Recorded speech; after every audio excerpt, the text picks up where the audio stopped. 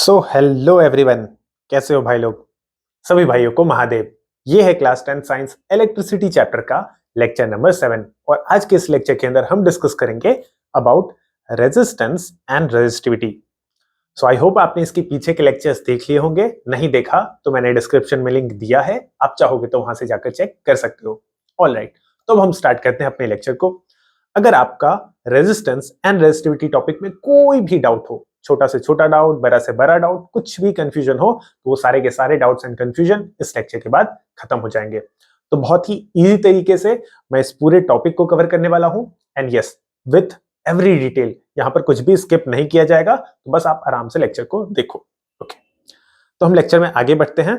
And resistivity या फिर resistance को डिस्कस करने से पहले मैं आपको दिखाता हूं कि एक रेजिस्टर देखने में कैसा लगता है। तो आपके सामने यहाँ स्क्रीन पर एक सर्किट बोर्ड है। इस तरीके का ग्रीन सर्किट बोर्ड आपने देखा होगा जब आपने किसी खिलौने को या किसी रिमोट कंट्रोल को तोड़ा हो, किसी न किसी इलेक्ट्रिकल डिवाइस के पीछे इस तरीके का एक ग्रीन सर्किट बोर्ड आपने जरूर देखा होगा। अब इस सर्किट बोर्ड के ऊपर कई सारे कंपोनेंट्स लगे होते हैं, लेकिन इनमें से एक कंपोनेंट देखने में कुछ ऐसा लगता है। तो अगर आपने इस तरीके का कंपोनेंट कहीं पर भी देखा हो, तो इसी कंपोनेंट को हम कहते हैं एक रेजिस्टर। तो मैंने आपको रेजिस्टर क्यों दिखाया, अभी बताता हूं। देखो, रेजिस्टर को सिंपल शब्दों में हम कह सकते हैं कि ये एक सर्किट का कंपोनेंट है। जिस तरीके से स्विच को भी हम सर्किट का एक कंपोनेंट कह सकते हैं, बल्ब को भी हम सर्किट का एक कंपोनेंट कह सकते हैं, बैटरी भी सर्किट का एक कंपोनेंट होता है, तो ठीक इसी तरीके से रेजिस्टर भी सर्किट में लगने वाला एक कंपोनेंट कहा जा सकता है। इसे मैं कह देता हूं कि ये है एक सर्किट कंपोनेंट। ठीक है, तो ये इसका बेसिक मतलब हो गया कि इसे हम सर्किट के अंदर यूज करते हैं, इसलिए ये एक इलेक्ट्रिकल कंपोनेंट है या फिर सर्किट का कंपोनेंट है। और इसी कंपोनेंट यानी कि इसी रेजिस्टर के प्रॉपर्टी को हम कहते हैं रेजिस्टेंस। तो रेजिस्टेंस आपने समझा, रेजिस्टेंस क्या होता है? रेजिस्टेंस एक प्रॉपर्टी है। किसकी प्रॉपर्टी है? रेजिस्टर की प्रॉपर्टी है। और रेजिस्टर क्या है? रेजिस्टर एक कंपोनेंट है। कंपोनेंट का मतलब है कि सर्किट का ये पार्ट है, सर्किट का हिस्सा है। तो यहां से आपने एक स्लाइड डिफरेंस समझा कि रेजिस्टर एक कंपोनेंट होता है, सर्किट में लगने वाला कोई कंपोनेंट है, जबकि रेजिस्टेंस उसकी प्रॉपर्टी है। रेजिस्टर कई टाइप्स के हो सकते हैं, जैसे कि 5 ओम का रेजिस्टर यानी कि उसके अंदर 5 ओम का रेजिस्टेंस है। अगर कोई रेजिस्टर 10 ओम का है यानी कि उसके अंदर 10 ओम का रेजिस्टेंस है। तो हम आगे चलते हैं एंड अब हम रेजिस्टेंस को डिफाइन करते हैं। तो रेजिस्टेंस को डिफाइन करने से पहले मैं अगर वन वर्ड के अंदर बताना चाहूं आपको रेजिस्टेंस क्या होता है, तो वन वर्ड के अंदर मैं रेजिस्टेंस को कह सकता हूं कि रेजिस्टेंस होता है एक टाइप का रुकावट। रेजिस्टेंस मींस रुकावट।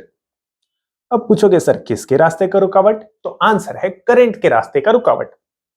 इसे और भी सिंपल करता हूं मैं। देखो, जब भी कोई चीज मूव कर रहा होता है तो उसके रास्ते में किसी न किसी टाइप का रुकावट जरूर आता है। फॉर एग्जाम्पल, रोड पर अगर कोई व्हीकल मूव कर रहा हो, कार, बस, ट्रक, बाइक, कुछ भी, तो उसके रास्ते का रुकावट बनता है frictional force. Frictional force in vehicles को आगे चलने से रोकती है। ठीक है, ठीक इसी तरीके से अगर कोई रॉकेट अर्थ से बाहर जाना चाहे, स्पेस में जाना चाहे, तो इसके रास्ते का रुकावट बनता है gravitational force. Gravitational force rockets को रोकती है आगे जाने से। ठीक इसी तरीके से जब वायर्स के अंदर या किसी मटेरियल के अंदर करंट फ्लो करती है, करंट मूव करती है, तो करंट को रोकने का काम करती है इलेक्ट्रिकल रेजिस्टेंस। करंट के रास्ते का रुकावट क्या कहलाता है? Electrical resistance. ठीक है, या सिंपल शब्दों में जिसे हम रेजिस्टेंस कह देते हैं। तो रेजिस्टेंस का मतलब आपने समझा कि रेजिस्टेंस एक ऑब्स्ट्रक्शन है। डेफिनेशन को रीड करते हैं। ऑब्स्ट्रक्शन का मतलब ही होता है रुकावट। It is the obstruction offered by a conductor in the flow of electric current. तो कितना आसान डेफिनेशन है। इलेक्ट्रिक करंट के रास्ते में आने वाला जो रुकावट है, उस रुकावट को हम नाम देते हैं रेजिस्टेंस। हर चीज के रास्ते में किसी न किसी टाइप का रुकावट आता है। व्हीकल्स के रास्ते में रुकावट बनता है फ्रिक्शनल फोर्स, रॉकेट्स के रास्ते में रुकावट बनता है ग्रेविटेशनल फोर्स। जब कोई फैन मूव कर रहा होता है, फैन जब चलता है, तो उसके रास्ते का रुकावट बनता है एयर रेजिस्टेंस। तो हर किसी के रास्ते में किसी न किसी टाइप का रुकावट तो आता ही है। ठीक है, आपके लाइफ में किसी न किसी टाइप का रुकावट होगा। तो करंट के रास्ते का जो रुकावट है, उसको हम नाम देते हैं इलेक्ट्रिकल रेजिस्टेंस। और डेफिनेशन बनाना बहुत ही आसान है। ठीक है, it is the obstruction offered in the by a conductor in the flow of electric current. अच्छा, यहां कंडक्टर की जगह हम चाहे तो मटेरियल भी कह सकते हैं। मटेरियल इसलिए क्योंकि जब हम मटेरियल कहेंगे तो मटेरियल के अंदर सारी चीजें काउंट हो जाएंगी, metals, non metals, insulators, alloy. तो सारे मटेरियल रेजिस्टेंस जरूर लगाते हैं करंट के रास्ते में, रुकावट जरूर डालते हैं, तो हम चाहे तो यहाँ पर मटेरियल भी कह सकते हैं। ओके, अब इसके बाद एक ऑब्वियस सा डाउट सारे स्टूडेंट्स के मन में ये आता है, या फिर ज्यादातर स्टूडेंट्स के मन में ये आता है कि चलो सर, रेजिस्टेंस तो आपने समझा दिया, रेजिस्टेंस समझना बहुत ही आसान था कि रेजिस्टेंस होता है रुकावट, करंट के रास्ते का रुकावट। लेकिन सर, फ्रिक्शन होने का रीजन होता है कि दो बॉडीज जब कांटेक्ट में आएंगे तो फ्रिक्शन बनेगा। ग्रेविटेशनल फोर्स का रीजन होता है कि ऑब्जेक्ट्स के पास मास रहेगा तो ग्रेविटेशनल फोर्स आएगा। तो सर, इन रुकावटों का रीजन तो हम जानते हैं, लेकिन रेजिस्टेंस का रीजन क्या होता है? तो देखो, रेजिस्टेंस का रीजन मैं तुम्हें बता दे रहा हूं, लेकिन ये रीजन तुमसे एग्जाम में नहीं पूछा जाएगा, तो इसे बस तुम अपने नॉलेज के लिए समझना, ठीक है? इसे एग्जाम के लिए प्रिपेयर मत करना। ओके, तो रेजिस्टेंस का रीजन तुमसे एग्जाम में नहीं पूछा जाएगा, नॉट फॉर एग्जाम पर्पस, ये तुम्हारे एक्स्ट्रा लर्निंग के लिए है। सिंपल शब्दों में रेजिस्टेंस का रीजन जो होता है वो होता है कोलिजन ऑफ इलेक्ट्रॉन्स। देखो भाई, रेजिस्टेंस के भी मल्टीपल रीजंस होते हैं, लेकिन मैं यहां पर बात कर रहा हूं जो सबसे मेन रीजन है, तो वो मेन रीजन है कोलिजन ऑफ इलेक्ट्रॉन्स। इलेक्ट्रॉन्स आपस में कोलाइड करते रहते हैं। और सिंपल तरीके से समझो, कोलिजन का मतलब होता है टकराना। ये इलेक्ट्रॉन्स स्मूथली मूव ना करके, ये सीधे सीधे ना जाकर, ये आड़े तिरछे, उठते बैठते गिरते हुए चलते हैं। जस्ट लाइक तुम ऐसे सोच सकते हो कि ये इलेक्ट्रॉन्स जैसे कि कोई ड्रिंक किया हुआ पर्सन है। जैसा जब किसी ने ड्रिंक कर लिया होता है तो वो गिरते उठते बैठते नाचते गाते पता नहीं क्या क्या करते हुए चलता है। इलेक्ट्रॉन्स भी ऐसे ही चलते हैं, थोड़ा आगे जाएंगे, पीछे आएंगे, इससे टकराएंगे, उससे टकराएंगे। अच्छा, मटेरियल के अंदर ये जो इलेक्ट्रॉन्स होते हैं ये आपस में तो टकराते ही हैं, साथ ही साथ ये उस मटेरियल में प्रेजेंट एटम्स के साथ टकराएंगे, उस मेटल के अंदर प्रेजेंट कोई आयन है तो उससे टकराएंगे। तो बहुत सारी चीजों से ये टकराते हुए चलते हैं। ये इनका मोशन जो होता है वो स्मूथ मोशन नहीं होता है, काफी कोलिजन भरा हुआ मोशन होता है। ठीक है, तुम इमेजिन कर सकते हो। इन्हीं कोलिजन्स के कारण वायर के अंदर बनता है रेजिस्टेंस। क्यों? अरे भाई, जिसे सीधे जाना चाहिए था, जिस चार्ज को सीधे जाना चाहिए था, वो कोलाइड करते हुए चला, यानी कि उसके रास्ते में रुकावट है, और इसी रुकावट को तो हम नाम देते हैं रेजिस्टेंस। तो रेजिस्टेंस का रीजन है कोलिजन ऑफ इलेक्ट्रॉन्स। ठीक, तुमने रीजन समझ लिया। अच्छा, यहां पर एक और पॉइंट भी मैं तुम्हें बता देता हूं, ये भी एक्स्ट्रा में ही है। ठीक है, जब ये इलेक्ट्रॉन्स देखो कोलाइड करेंगे तो इन कोलिजन्स को हमने नाम दिया है रेजिस्टेंस। और कोलिजन्स के कारण ये इलेक्ट्रॉन्स अपनी एनर्जी को लॉस करते हैं। मैं यहां पर लिख रहा हूं कि कोलिजन ऑफ इलेक्ट्रॉन्स को हमने नाम दिया रेजिस्टेंस, और कोलिजन के कारण ये इलेक्ट्रॉन्स अपनी एनर्जी को करेंगे लॉस। ठीक, जो काइनेटिक एनर्जी होती है, जो कोलिजन के कारण काइनेटिक एनर्जी है इनकी, कोलिजन के कारण वो अपनी काइनेटिक एनर्जी को लॉस करते हैं। और फिर ये जो एनर्जी है, ये एनर्जी फॉर्म ले लेती है हीट का। ये एनर्जी हीट में कन्वर्ट हो जाती है। इसीलिए तुमने देखा होगा कि कोई भी इलेक्ट्रिकल डिवाइस हो वो हीट जरूर होता है, गर्म जरूर होता है। मोबाइल फोन को तुम देख लो, एसी, टीवी, फ्रिज, कूलर, कुछ भी, कोई भी इलेक्ट्रिकल डिवाइस गर्म जरूर होता है। गर्म इसलिए होता है, हीट इसलिए होता है क्योंकि उसके अंदर के जो इलेक्ट्रॉन्स हैं वो कोलाइड करते हैं, कोलिजन्स के कारण वो अपनी एनर्जी को लॉस करते हैं। यानी कि वो जो काइनेटिक एनर्जी थी, अब वही काइनेटिक एनर्जी बाद में उस मटेरियल के अंदर प्रेजेंट एटम्स एब्जॉर्ब कर लेते हैं। अब ये एटम ज्यादा तेजी से वाइब्रेट करेंगे, वाइब्रेशंस के कारण वो हीट के फॉर्म में फिर वो एनर्जी रिलीज होती है। तो इसीलिए हमें कोई भी इलेक्ट्रिकल डिवाइस हीट होता हुआ जरूर दिखता है। सिंपल शब्दों में, वो एनर्जी हीट का फॉर्म ले लेता है। ठीक है, तो ये सब एक्स्ट्रा बातें थी, बस तुम अपने नॉलेज के लिए समझो। यहाँ पे तुम डायग्राम में भी देख सकते हो, देखो ये कितने मलचले इलेक्ट्रॉन्स हैं। कोई इधर जा रहा है, जिसको जिधर ये इधर जा रहा है, ये इधर जा रहा है, तो ये इस तरीके से कोलाइड करते हुए चलते हैं, जिस कारण किसी भी मटेरियल के अंदर रेजिस्टेंस आता है। आगे चले हम। ओके, अब ये इंपॉर्टेंट क्वेश्चन है जो कि तुमसे एग्जाम में पूछा जा सकता है कि डिफाइन 1 ओम। अच्छा, एक मिनट, हमने कुछ मिस कर दिया पीछे।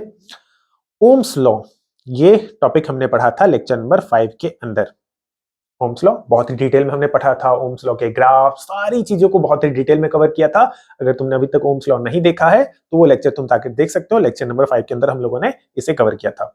वहां पर मैंने तुम्हें एक शॉर्ट ट्रिक भी बताया था कि ओम्स लॉ को याद करने के लिए तुम याद रख सकते हो क्रिकेटर विराट कोहली जी का नाम, VIRAT, सो दैट कि अगर कभी कंफ्यूजन हुआ, कभी एग्जाम में मिस कर गए, तो तुम यहां से इजीली रिकॉल कर लोगे that V is equal to IR। तो ये हमने फॉर्मूला सीखा था ओम्स लॉ से, V is equal to IR। यहां पर V का मतलब होता है पोटेंशियल डिफरेंस यानी कि वोल्टेज, I का मतलब होता है करंट। और वोल्टेज को हमने पढ़ा था लेक्चर नंबर 4 के अंदर, करंट को हमने पढ़ा था लेक्चर नंबर 3 के अंदर। तो ये लेक्चर्स मैं तुम्हें इसलिए बता रहा हूँ कि जिस टॉपिक में तुम्हारा डाउट रह गया हो, छोटा सा छोटा डाउट, तो वहां से आकर तुम उस लेक्चर को देखकर अपने डाउट को क्लियर कर सकते हो। ओके, इस फॉर्मूले को अगर हम थोड़ा सा रीअरेंज कर दे तो यहां से हम आर को लिख सकते हैं V अपॉन में I। ठीक है, हमने फॉर्मूले को बस रीअरेंज कर दिया। तो यहां से देखो हमने रेजिस्टेंस का एक फॉर्मूला तो बना ही लिया, resistance is equal to potential difference by current. तो इस फॉर्मूले की मदद से भी हम रेजिस्टेंस को डिफाइन कर सकते हैं। रेजिस्टेंस का एक डेफिनेशन ये भी हम बना सकते हैं that it is the ratio of potential difference and current of in a conductor. Conductor के अंदर पोटेंशियल डिफरेंस और करंट का जो रेशियो होगा वही कहलाएगा resistance. According to this formula हमने एक डेफिनेशन बना लिया। ओके, तो यहां से तुमने ये तो समझ ही लिया अब तक कि रेजिस्टेंस का सिंबल होता है कैपिटल आर।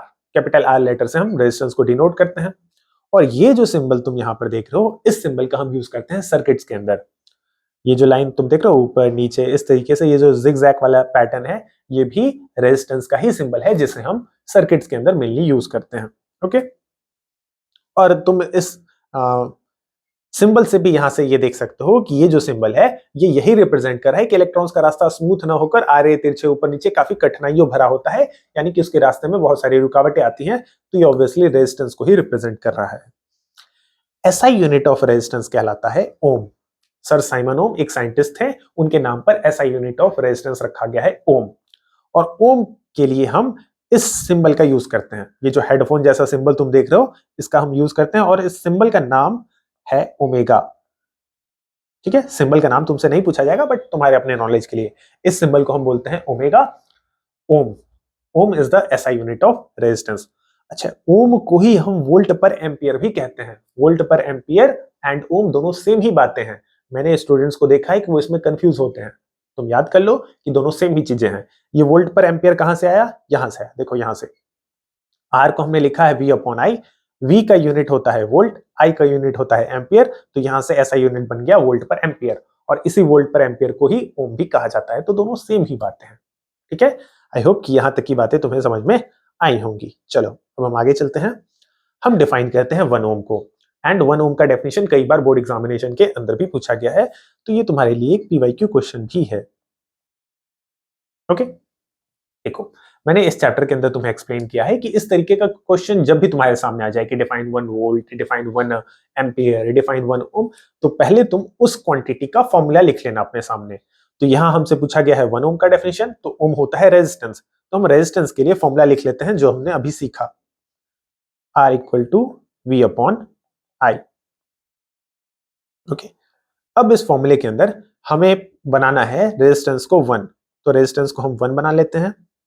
अच्छा, रेजिस्टेंस 1 कब बनेगा? जब वोल्टेज को भी हम 1 बनाएंगे एंड करंट को भी हम 1 बनाएंगे।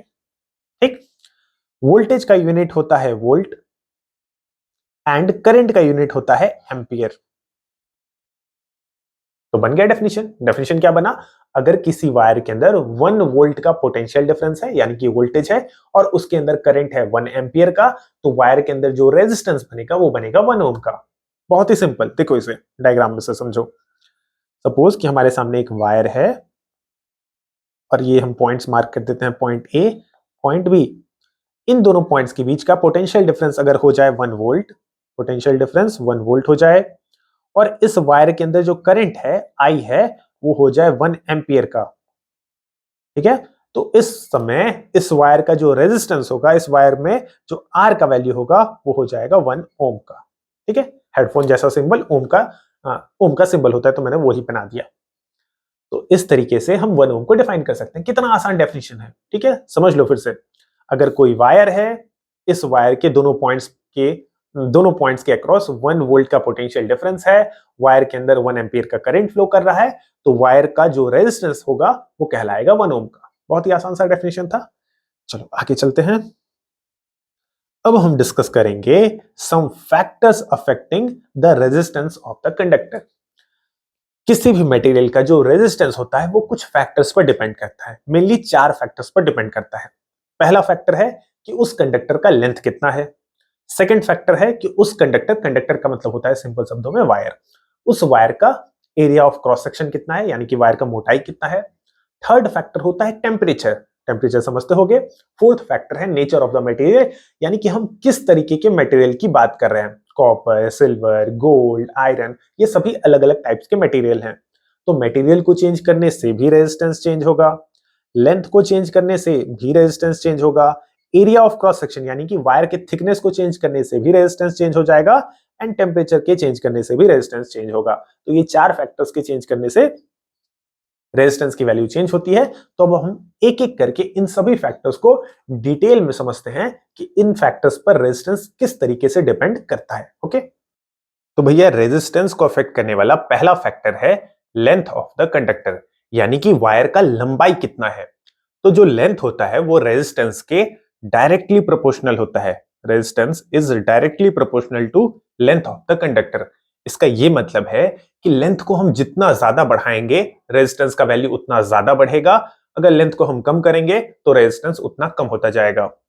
Resistance is directly proportional to length, length बढ़ाओ रेजिस्टेंस बढ़ जाएगा, लेंथ को डिक्रीज करो रेजिस्टेंस डिक्रीज करेगा। बहुत ही सिंपल है इसे समझना। ठीक है, तो इसे एक एग्जांपल से भी समझ लेते हैं। यहां तुम्हारे सामने एक वायर मैंने ड्रॉ किया है और इस वायर का लेंथ हम मान लेते हैं कि L है। ओके, और इसके रेजिस्टेंस को हम मानते हैं कि R। अब अगर हमने लेंथ को इंक्रीज करके 2L कर दिया, देखो पहले लेंथ था L, अब हमने लेंथ को बढ़ा दिया, वायर लंबा हो गया, तो उस केस में रेजिस्टेंस का वैल्यू भी बढ़ जाएगा। रेजिस्टेंस पहले R था, अब रेजिस्टेंस हो गया 2R, क्योंकि लेंथ डायरेक्टली प्रोपोर्शनल होता है रेजिस्टेंस के। जितना तुम लेंथ को बढ़ाते जाओगे रेजिस्टेंस उतना बढ़ता चला जाएगा। ओके, सेकंड केस क्या है कि अब मैंने लेंथ को डिक्रीज कर दिया, पहले लेंथ L था, अब लेंथ को हमने हाफ कर दिया, L/2 कर दिया। तो इस केस में रेजिस्टेंस का वैल्यू भी देखो डिक्रीज हो गया, R/2 हो गया। पहले रेजिस्टेंस R था, R से R/2 हो गया, यानी कि रेजिस्टेंस भी घट गया। तो लेंथ को बढ़ाओगे रेजिस्टेंस बढ़ेगा, लेंथ को घटाओगे रेजिस्टेंस घटेगा। इनके बीच होता है डायरेक्ट रिलेशन, समझना बहुत ही आसान है। ठीक है, तो अब हम इसके कुछ नोट के पॉइंट्स देख लेते हैं। अगर हमने क्रॉस सेक्शनल एरिया, मटेरियल और टेम्परेचर को कांस्टेंट बना दिया, तो उस केस में हम जितने टाइम्स लेंथ को इंक्रीज करेंगे उतने टाइम्स रेजिस्टेंस भी इंक्रीज कर जाएगा। फॉर्मूला यहां देख सकते हो, जो न्यू रेजिस्टेंस मिलेगा R डैश यानी कि न्यू रेजिस्टेंस, वो N इंटू R टाइम्स होगा। R यानी कि ओल्ड रेजिस्टेंस।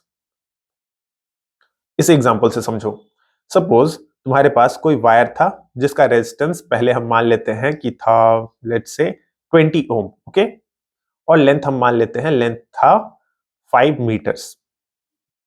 ये old resistance and old length है। अब तुमने लेंथ को बढ़ाकर कर दिया 2 टाइम्स, चलो 4 टाइम्स कर लेते हैं। लेंथ को हम 4 टाइम्स बढ़ा देते हैं, तो लेंथ हो गया 4 into 5 metre, that is equal to 20 metre. तो लेंथ को तुमने 4 टाइम्स इंक्रीज किया, तो इस फॉर्मूले के अकॉर्डिंग जो न्यू रेजिस्टेंस आएगा R डैश, वो होगा N into R times. N है 4, तो 4 इंटू ओल्ड रेजिस्टेंस था 20, 20 into 4 is equal to 80 ohms. तो इस तरीके से तुम किसी भी वायर के लिए न्यू रेजिस्टेंस फाइंड कर सकते हो। जितने टाइम्स तुम लेंथ को बढ़ाओगे, इस केस में हमने लेंथ को 4 टाइम्स बढ़ा दिया, तो रेजिस्टेंस भी 4 टाइम्स हो गया। पहले रेजिस्टेंस था 20, 20 into 4 is equal to 80 ohms. बहुत ही सिंपल है इसे समझना। ओके, अब इसी के अपोजिट अगर हम ऐसा करें कि हम लेंथ को डिक्रीज कर दे n टाइम्स, तो रेजिस्टेंस भी n टाइम्स डिक्रीज कर जाएगा। जो न्यू रेजिस्टेंस मिलेगा R डैश, उसे फाइंड करने के लिए हम ओल्ड रेजिस्टेंस को n से डिवाइड कर देंगे। एग्जांपल से समझो, पहले रेजिस्टेंस को हम मान लेते हैं कि रेजिस्टेंस था let's say 20 ohm and length था 30 मीटर्स।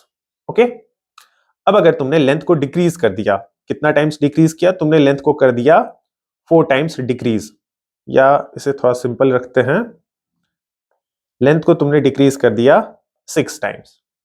तो लेंथ को 6 टाइम्स डिक्रीज करोगे तो 30/6 इज इक्वल टू 5 मीटर हो गया। तो जितने टाइम्स तुमने लेंथ को डिक्रीज किया, रेजिस्टेंस भी उतने ही टाइम्स डिक्रीज कर जाएगा। New resistance R dash equal to old resistance 20 divided by 6 which is equal to 10/3 ohms। अब ऐसा क्यों हुआ? बहुत ही सिंपल है, हमने लेंथ को n टाइम्स, जो कि इस केस में है 6 6 टाइम्स हमने लेंथ को डिक्रीज किया, लेंथ को 6 टाइम्स डिक्रीज करेंगे तो रेजिस्टेंस भी 6 टाइम्स डिक्रीज हो गया, तो 20/6 इक्वल टू 10/3 ओम्स, 3.33 ओम्स। पहले रेजिस्टेंस था 20 ओम, 20 से 3.33 ओम्स हो गया। ऐसा क्यों हो रहा है? हम लेंथ को डिक्रीज कर रहे हैं, लेंथ को डिक्रीज करोगे रेजिस्टेंस डिक्रीज होगा, लेंथ को इंक्रीज करोगे रेजिस्टेंस इंक्रीज होगा।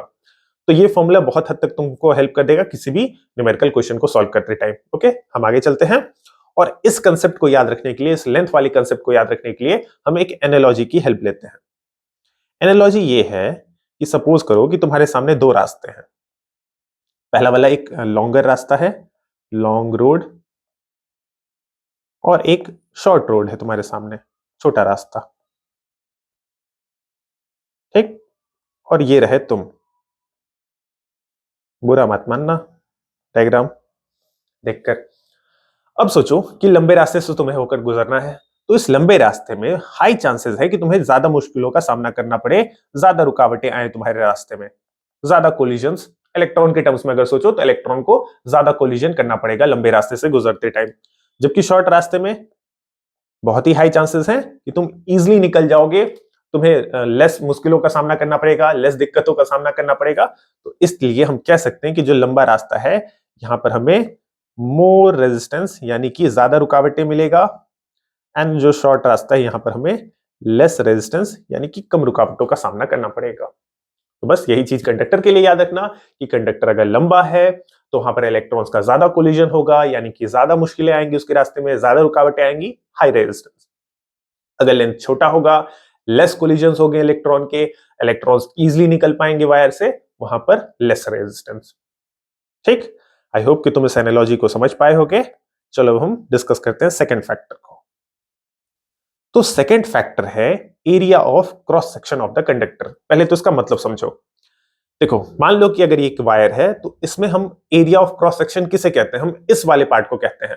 वायर को तुमने अगर बीच से कट कर दिया तो ये वाला जो पोर्शन होगा ये होगा एरिया ऑफ क्रॉस सेक्शन। ये है एरिया ऑफ क्रॉस सेक्शन। इस पूरे एरिया की बात नहीं कर रहे हैं, वायर के पूरे एरिया की बात नहीं कर रहे हैं, हम इस एरिया की बात कर रहे हैं। ओके, ऐसे भी समझ सकते हो कि वायर तुम्हारा कितना थिकर है, कितना मोटा वायर है, thickness of the wire. Okay, ये देखो, ये तुम्हारे सामने दो वायर्स है, देख पा रहे हो? एक मोटा वायर है और एक पतला वायर है। तो इसकी हम बात कर रहे हैं कि थिकनेस कितना है वायर का, एरिया ऑफ क्रॉस सेक्शन कितना है वायर का। तो जो एरिया ऑफ क्रॉस सेक्शन होता है ये रेजिस्टेंस के इनवर्सली प्रोपोर्शनल होता है। यानी कि हमारे पास अगर एक मोटा वायर हो तो इसमें रेजिस्टेंस कम होगा, क्योंकि रेजिस्टेंस के इनवर्सली प्रोपोर्शनल होता है एरिया। इसके कंपैरिजन में अगर एक पतला वायर हो तो यहां पर रेजिस्टेंस ज्यादा होगा। वायर पतला है रेजिस्टेंस ज्यादा, वायर मोटा है रेजिस्टेंस कम। इसे हम और बेटर तरीके से समझते हैं। देखो, मैंने ये कहा कि एरिया अगर हम बढ़ाएंगे तो रेजिस्टेंस घटेगा, और एरिया को अगर हम घटाएंगे, डिक्रीज करेंगे, तो रेजिस्टेंस बढ़ेगा। बिकॉज इनके बीच होता है inverse relation, inversely opposite. Length वाले में था डायरेक्ट रिलेशन, एक को बढ़ाओगे तो दूसरा बढ़ेगा। यहां पर है इनवर्स रिलेशन, एक को बढ़ाओगे तो दूसरा घटेगा। और हम रेजिस्टेंस को तो खुद से बढ़ाएंगे नहीं, हम तो एरिया और लेंथ को ही डिक्रीज और इंक्रीज कर सकते हैं। तो यही बात है कि अगर एरिया को हम इंक्रीज करें रेजिस्टेंस डिक्रीज होगा, अगर हम एरिया को डिक्रीज कर दे तो रेजिस्टेंस इंक्रीज होगा। क्लियर? इसे एग्जांपल से समझो। यहां देखो, एक वायर है, ठीक, इस वायर का रेजिस्टेंस मैंने R मान लिया, और इस वायर के इस एरिया को देखो, एरिया ऑफ क्रॉस सेक्शन। अच्छा, यही है area of cross section. Diagram में और क्लियर हो रहा होगा, इसे मैंने हाईलाइट किया है। ये देखो, ये है area of cross section, area of cross section, ये है एरिया ऑफ क्रॉस सेक्शन। ठीक, तो एरिया को हमने A मान लिया और रेजिस्टेंस को हमने R माना। अब अगर हम एरिया को इंक्रीज करके 2 टाइम्स कर दे रहे हैं, पहले एरिया A था, A से 2A हो गया, यानी कि एरिया को हमने बढ़ा दिया। तो एरिया को जब हम बढ़ाएंगे रेजिस्टेंस उस केस में डिक्रीज करेगा। तो रेजिस्टेंस की वैल्यू तुम देख सकते हो, पहले रेजिस्टेंस था R, R से ये हो गया R/2, यानी कि हाफ हो गया। रेजिस्टेंस डिक्रीज किया, लेंथ को, एरिया को हमने बढ़ाया तो रेजिस्टेंस डिक्रीज किया। सेकंड केस, अगर हमने एरिया को डिक्रीज कर दिया, पहले एरिया A था, अब हमने एरिया को कर दिया A/2, यानी कि एरिया को हमने घटाया, डिक्रीज किया। एरिया के डिक्रीज करने से रेजिस्टेंस का वैल्यू तुम देख सकते हो कि बढ़ गया। पहले रेजिस्टेंस R था, R से ये हो गया 2R, यानी कि रेजिस्टेंस इंक्रीज किया। तो इनके बीच इनवर्स रिलेशन होता है। एरिया को तुम बढ़ाओगे रेजिस्टेंस घटेगा, एरिया को तुम घटाओगे रेजिस्टेंस बढ़ेगा। डायग्राम से ये क्लियर हो रहा होगा। ओके, अब इसके हम कुछ नोट के पॉइंट्स देख लेते हैं। तो इस बार अगर हमने लेंथ, मटेरियल एंड टेम्परेचर को कांस्टेंट मान लिया तो इस केस में सपोज कि एरिया को अगर हम n टाइम्स इंक्रीज करते हैं तो रेजिस्टेंस n टाइम्स डिक्रीज करेगा। एग्जांपल ले लो, सपोज कि हमारे पास कोई वायर था जिसका रेजिस्टेंस हम मान लेते हैं था 20 ओम्स, ओके, और एरिया ऑफ क्रॉस सेक्शन हम मान लेते हैं ये था 5 मीटर स्क्वायर। अब अगर इस केस में हम एरिया को इंक्रीज करते हैं n टाइम्स, चलो मान लेते हैं एरिया को अब हमने कर दिया 3 इंटू 5, हमने एरिया को 3 टाइम्स इंक्रीज कर दिया। तो इस केस में जो रेजिस्टेंस, न्यू रेजिस्टेंस होगा R डैश, उसको फाइंड करने के लिए हम इस फॉर्मूले का यूज कर सकते हैं, new resistance equal to old resistance divided by n। n की वैल्यू है 3, तो ओल्ड रेजिस्टेंस था 20 बाई 3, इसे हम सॉल्व कर लेंगे, जो भी आंसर आएगा वो हमारा न्यू रेजिस्टेंस हो जाएगा। तो यहाँ पर अच्छा, ये जो वैल्यू आएगा इसे हम सॉल्व भी कर लेते हैं, ये आएगा 6.66 ओम्स। तो तुम कंपेयर भी कर सकते हो, पहले रेजिस्टेंस था 20 से रेजिस्टेंस घटकर हो गया 6.66, तो रेजिस्टेंस डिक्रीज कर रहा है। रेजिस्टेंस डिक्रीज क्यों कर रहा है? क्योंकि हमने एरिया को इंक्रीज किया। और एग्जैक्टली ये वैल्यू कैसे आएगा वो हम कैलकुलेशन कर लेंगे, इस फॉर्मूले का हेल्प ले लेंगे। New resistance equal to old resistance R divided by number of times, जितने भी टाइम्स हमने एरिया को इंक्रीज किया, is equal to new resistance. तो इस तरीके के फॉर्मूले को तुम यूज कर सकते हो कैलकुलेशंस में। इसी का सेकंड केस ये है कि अगर हम एरिया को डिक्रीज कर दे, n टाइम्स एरिया को डिक्रीज कर दे, तो रेजिस्टेंस n टाइम्स इंक्रीज हो जाएगा। एग्जांपल से समझते हैं। मान लो कि रेजिस्टेंस था 10 ohms and cross sectional area हम मान लेते हैं 3 मीटर स्क्वायर, ओके। इस बार हमें एरिया को डिक्रीज करना है। चलो थोड़ा सा एरिया को और बढ़ा लेते हैं। पहले एरिया को हम मान लेते हैं 15 मीटर स्क्वायर, ओके, और एरिया को हमें डिक्रीज करना है, तो एरिया को हम डिक्रीज कर देते हैं कितने टाइम्स? हम इसे डिक्रीज कर देते हैं 5 टाइम्स। 1/5 से मैंने डिवाइड कर दिया तो एरिया 5 टाइम्स डिक्रीज हो गया। न्यू एरिया हो गया 3 मीटर स्क्वायर। पहले एरिया 15 था, 15 से 3 हो गया। हमने कितने टाइम्स डिक्रीज किया? हमने 5 टाइम्स डिक्रीज किया। तो new resistance R dash equal to n into R करना होगा हमें। n की वैल्यू है 5 इंटू R की वैल्यू है 10, यानी कि ओल्ड रेजिस्टेंस, ये देखो old resistance 10 ohm is equal to 50 ohms. Answer तुम्हारे सामने है। पहले रेजिस्टेंस था 10 ओम, ठीक, देख पा रहे हो यहां पर। अब रेजिस्टेंस हो गया 50, यानी कि रेजिस्टेंस की वैल्यू इंक्रीज हो गई। इंक्रीज क्यों हुई? क्योंकि हमने एरिया को डिक्रीज कर दिया। 5 टाइम्स हमने एरिया को डिक्रीज किया तो रेजिस्टेंस 5 टाइम्स इंक्रीज हो गया। तो बहुत ही सिंपल है इसे समझना। इन फॉर्मूले को तुम याद कर सकते हो, बहुत ही इजी है ये, तुम्हारे कैलकुलेशन में ये तुम्हें हेल्प कर देगा। ओके, अब हम आगे चलते हैं। इसके लिए एक एनालॉजी समझते हैं। एरिया ऑफ क्रॉस सेक्शन को एनालॉजी से समझते हैं। सपोज कि तुम्हारे सामने दो रास्ते हैं फिर से, लेकिन इस बार क्या है कि एक ब्रॉड रास्ता है, एक चौड़ा सा रास्ता है, ब्रॉड रोड, और इसके कंपैरिजन में तुम्हारे सामने एक नैरो रोड है, पतला सा कोई गली जैसा रास्ता है, ठीक। और ये रहे तुम।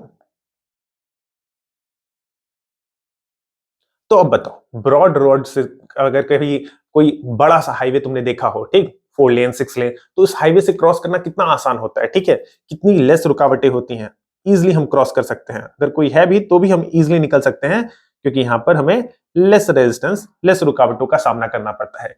इसके कंपैरिजन में अगर कोई छोटा गली से कभी निकलना हो कार वगैरह लेकर, तो कितनी सारी दिक्कतें आती हैं। यहां पर हम कह सकते हैं कि मोर रेजिस्टेंस। छोटे गली से निकलोगे फंस जाओगे, कोई बड़ा सा रास्ता हो, कोई हाईवे हो 4 लेन 6 लेन का, तो वहां से हम इजिली निकल पाते हैं। तो बस यही सेम चीज तुम कंडक्टर्स के केस में भी याद रखना कि कंडक्टर अगर मोटा है तो इलेक्ट्रॉन्स इजिली निकल पाते हैं, कंडक्टर अगर पतला होता है तो रेजिस्टेंस ज्यादा होता है, क्योंकि कोलिजन्स वहां बढ़ जाएंगे, इलेक्ट्रॉन्स को निकलने में दिक्कत आएगी। कंडक्टर पतला, रेजिस्टेंस ज्यादा, कंडक्टर मोटा, रेजिस्टेंस कम। रेजिस्टेंस मींस रुकावट। ओके, हम डिस्कस करते हैं अब थर्ड फैक्टर को, जो कि है टेम्परेचर। अब टेम्परेचर किस तरीके से अफेक्ट कर सकता है रेजिस्टेंस को? तो कंडक्टर्स के केस में अगर मैं बात करूं, कंडक्टर्स, ठीक, कंडक्टर्स यानी कि मेटल्स वगैरह, इस तरीके के कंडक्टर्स के केस में जब हम टेम्परेचर को बढ़ाएंगे तो रेजिस्टेंस का वैल्यू बढ़ जाएगा। टेम्परेचर के बढ़ाने से रेजिस्टेंस का वैल्यू बढ़ेगा। टेम्परेचर इंक्रीज करो, रेजिस्टेंस बढ़ेगा। अब ऐसा क्यों होता है, इसका रीजन समझ लो, लेकिन रीजन तुमसे एग्जाम में नहीं पूछा जाएगा, ये भी ध्यान रखना। जब हम टेम्परेचर को बढ़ाते हैं तो ऑब्वियसली मटेरियल के अंदर जो हीट एनर्जी है वो बढ़ जाएगी। हीट एनर्जी के बढ़ने से काइनेटिक एनर्जी बढ़ेगी, पार्टिकल्स ज्यादा तेजी से वाइब्रेट करेंगे, मूव करेंगे, कोलाइड करेंगे, तो इनके वजह से होगा नंबर ऑफ कोलिजन्स भी इंक्रीज। काइनेटिक एनर्जी तो समझते हो ना, मोशन के कारण जो एनर्जी होता है उसे काइनेटिक एनर्जी कहते हैं। तो जब तुम किसी सिस्टम को, किसी भी मटेरियल को काइनेटिक एनर्जी दे दोगे हीट के फॉर्म में, तो पार्टिकल्स तेजी से वाइब्रेट करेंगे, पार्टिकल्स तेजी से कोलाइड करेंगे, नंबर ऑफ कोलिजन्स बढ़ जाएगा। और हमने लेक्चर के स्टार्टिंग में ही सीखा कि जो कोलिजन होता है वो रेजिस्टेंस का one of the main reasons होता है। तो कोलिजन अगर बढ़ेगा तो रेजिस्टेंस भी बढ़ जाएगा। तो कोलिजन अगर इंक्रीज करेगा तो इस कारण रेजिस्टेंस इंक्रीज कर जाएगा। तो यही रीजन है कि टेम्परेचर के बढ़ने से किसी मटेरियल के अंदर, या स्पेसिफिकली मैं बात करूं तो कंडक्टर के अंदर जो रेजिस्टेंस होता है वो बढ़ता है। टेम्परेचर बढ़ाओगे रेजिस्टेंस बढ़ेगा, क्योंकि कोलिजन्स बढ़ जाते हैं, नंबर ऑफ कोलिजन्स बढ़ जाते हैं। बट फिर से बता दूं कि ये रीजन तुमसे एग्जाम में नहीं पूछा जाएगा, एग्जामिनेशन के लिए ये नहीं है। तुम सिंपल शब्दों में इतना याद रखना कि टेम्परेचर बढ़ेगा रेजिस्टेंस बढ़ेगा, टेम्परेचर घटेगा तो रेजिस्टेंस घटेगा। In case of conductors, conductors की हम बात कर रहे हैं, क्योंकि टेम्परेचर का अलग अलग इफेक्ट होता है अलग अलग मटेरियल्स के केस में। ये भी बता दूं, चलो बता दे रहा हूं, लेकिन ये एक्स्ट्रा नॉलेज के लिए है, एग्जाम में नहीं आएगा। चलो ये भी समझ लो। अलग अलग मटेरियल से मेरा यहां पर ये मतलब है कि मान लो एलॉय, कंडक्टर्स भी हम ले लेते हैं, फिर से इंसुलेटर्स को हम ले सकते हैं, सेमीकंडक्टर्स। तो ये अलग अलग टाइप के मटेरियल्स हैं। सबका मतलब एक बार समझ लो, एलॉय क्या होता है, एक मेटल और एक नॉन मेटल का मिक्सचर, या फिर मेटल्स मेटल का मिक्सचर होता है एलॉय। कंडक्टर क्या होता है, तुम समझते हो, जो मटेरियल्स जो कि इजीली इलेक्ट्रॉन्स को या चार्जेस को खुद से फ्लो होने दे, करंट को खुद से फ्लो होने दे, मेटल्स इसके बहुत ही बेस्ट एग्जांपल्स हैं। इंसुलेटर्स ऐसे मटेरियल्स जो कि खुद से करंट को फ्लो ना होने दे, for example wood, plastic, paper, glass, ये सब इंसुलेटर्स हैं। सेमीकंडक्टर्स के बेस्ट एग्जांपल है सिलिकॉन एंड जर्मेनियम, जो कि पार्शियली खुद से करंट को या चार्ज को फ्लो होने देते हैं, पार्शियली, यानी कि बहुत ही अच्छे से भी फ्लो नहीं करेगा लेकिन फ्लो करेगा थोड़ा बहुत। तो ये कंडक्टर्स एंड इंसुलेटर्स के बीच में आते हैं। तो इन सभी मटेरियल्स के अंदर टेम्परेचर को अगर इंक्रीज करवाया जाए, सभी में मैं मान लेता हूं कि टेम्परेचर को हम इंक्रीज करवा रहे हैं, तो इस केस में रेजिस्टेंस का अलग अलग इफेक्ट देखने को मिलेगा इन सभी मटेरियल्स में। एलॉय के केस में जो रेजिस्टेंस होगा इसकी वैल्यू ऑलमोस्ट सेम रहेगी, यानी कि हम कह सकते हैं कि यहां पर रेजिस्टेंस कांस्टेंट रहेगा। टेम्परेचर बढ़ाओ रेजिस्टेंस पर कोई इफेक्ट नहीं आएगा इन केस ऑफ एलॉय।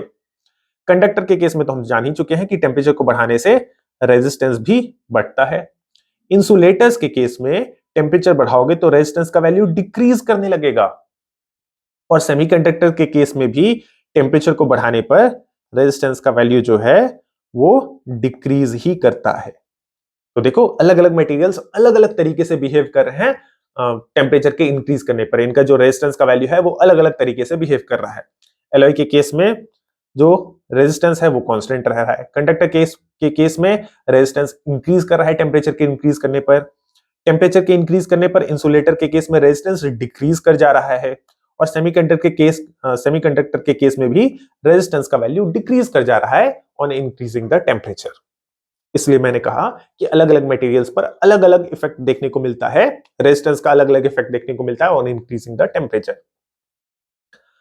अब ये जो इंसुलेटर्स होते हैं, सेमीकंडक्टर्स होते हैं, दोनों में रेजिस्टेंस डिक्रीज करता है, बट इंसुलेटर्स के केस में रेजिस्टेंस बहुत ही स्लाइटली डिक्रीज करता है, जबकि सेमीकंडक्टर्स में रेजिस्टेंस का वैल्यू अच्छा खासा डिक्रीज हो जाता है टेम्परेचर के इंक्रीज करने पर।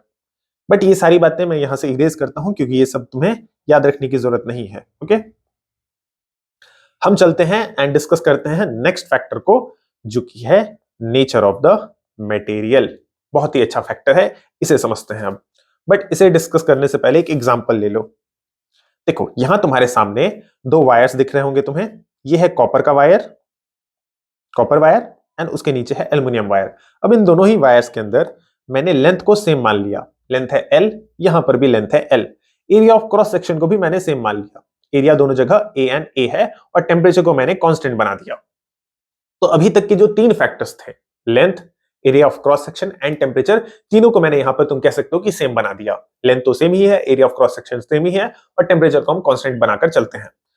तो भी अगर, अच्छा पहले एक क्वेश्चन पूछ लेता हूं, तो मान लो इस कॉपर वायर का रेजिस्टेंस अगर हम R1 कह दें, और एल्युमिनियम वायर का रेजिस्टेंस हम R2 कहते हैं। तो तुम्हें ये बताना है कि R1 एंड R2 सेम होगा या फिर नहीं, यस और नो। क्या R1 एंड R2 की वैल्यू सेम होगी? क्या दोनों वायर्स के रेजिस्टेंस सेम होंगे? तो आंसर है नहीं, इन दोनों वायर्स का रेजिस्टेंस अभी भी सेम नहीं होगा। जबकि देखो हमने 3 फैक्टर्स तो सेम कर ही दिए जिन फैक्टर्स पर रेजिस्टेंस डिपेंड करता है। पहला फैक्टर था लेंथ, दूसरा फैक्टर था एरिया ऑफ क्रॉस सेक्शन, तीसरा फैक्टर था टेम्परेचर। तो इन तीनों ही फैक्टर्स को तो हमने यहां पर सेम कर दिया, बट फिर भी इन दोनों वायर्स के रेजिस्टेंस सेम नहीं हो रहे हैं। कारण यह है कि इनका मटेरियल डिफरेंट है। तो यहीं से हमारा फोर्थ फैक्टर हो जाता है नेचर ऑफ द मटेरियल, कि हम किस तरीके के मटेरियल का यूज कर रहे हैं अपने कंडक्टर के अंदर। Material means copper, aluminium, iron, gold, silver, किस मटेरियल से हमारा कंडक्टर बना हुआ है। अगर सारी चीजें हम सेम कर दें फिर भी रेजिस्टेंस का वैल्यू डिफरेंट होगा, बिकॉज मटेरियल डिफरेंट है। मटेरियल के डिफरेंट होने से भी रेजिस्टेंस का वैल्यू डिफरेंट हो जाएगा। ठीक है, यही सेम बात मैंने यहां पर लिख रखा है। इफ द डायमेंशंस, डायमेंशन का मतलब होता है length and cross sectional area. अगर हमने डायमेंशन कंडक्टर के कांस्टेंट कर दिए, दो कंडक्टर लेकर अगर उनके डायमेंशन को कांस्टेंट कर दिया, length and area of cross section को सेम कर दिया, फिर भी जो रेजिस्टेंस होता है स्टिल वैरी, फिर भी रेजिस्टेंस वैरी करेगा, चेंज करेगा depending upon the material of the wire. Material के चेंज होने से फिर भी रेजिस्टेंस चेंज कर जाएगा। तो जब तक ये चारों फैक्टर सेम ना हो जाएं, एक मिनट,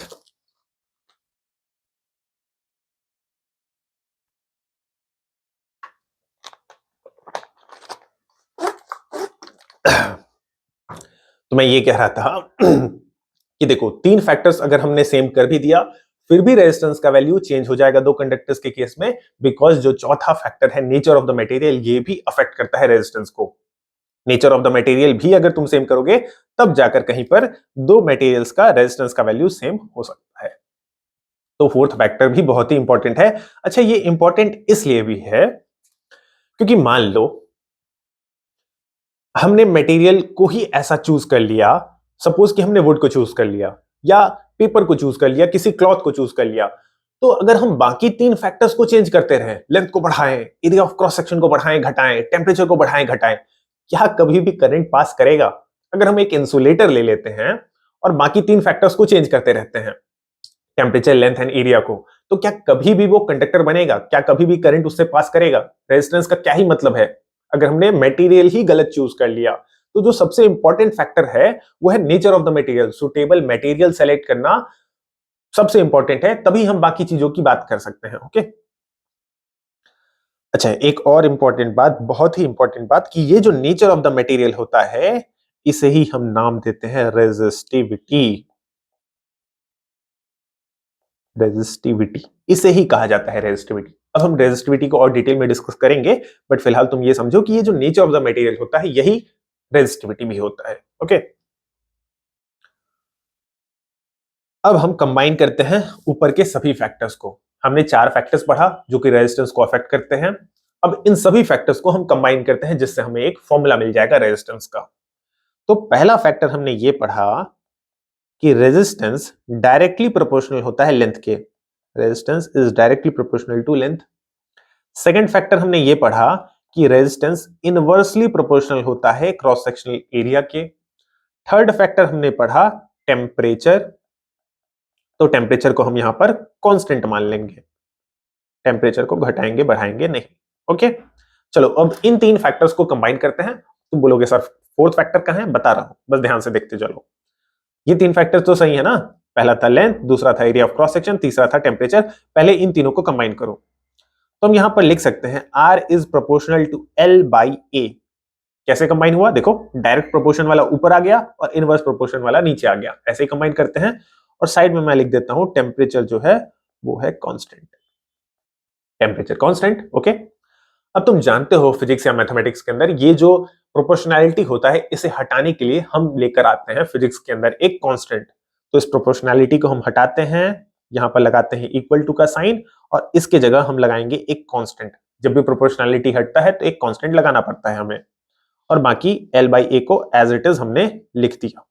तो यहां से हमें एक फॉर्मूला मिल गया रेजिस्टेंस का, that is equal to rho L by A। ये जो सिंबल है इसका नाम मैंने बताया तुम्हें, ये है RHO, रो। कैसे लिखते हैं? देखो, P जैसा, P जैसा और नीचे से ऐसे घुमाकर लिख दो, ठीक है, स्मॉल लेटर P जैसा ऐसे लिखते हैं। ये सिंबल कहलाता है रो और यही सिंबल है रेजिस्टिविटी यानी कि नेचर ऑफ मटेरियल। इसी को हम कह सकते हैं रेजिस्टिविटी। ठीक, रो मींस रेजिस्टिविटी। आ गया ना फोर्थ फैक्टर, यही मैं कह रहा था कि वेट करो। तो देखो हमने चारों ही फैक्टर्स को कंबाइन कर दिया जिससे हमें रेजिस्टेंस का एक फॉर्मूला मिला, R is equal to rho L upon. Clear, rho means resistivity. आगे हम रेजिस्टिविटी को और डिटेल में डिस्कस करते हैं।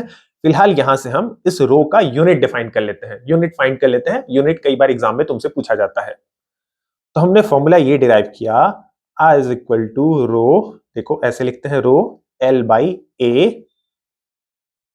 तो यहां से हम रो का यूनिट फाइंड करते हैं, तो रो को हम लिख सकते हैं R is equal to R into A हो जाएगा और L आ जाएगा डिनोमिनेटर में। ओके, अच्छा, रेजिस्टेंस का यूनिट तुम जानते हो ये होता है ओम, एरिया का यूनिट भी तुम जानते हो होता है मीटर स्क्वायर एंड लेंथ का यूनिट होता है मीटर। तो इस मीटर से इस स्क्वायर को काट सकते हैं। रेजिस्टिविटी का यूनिट हमें मिल गया ओम मीटर।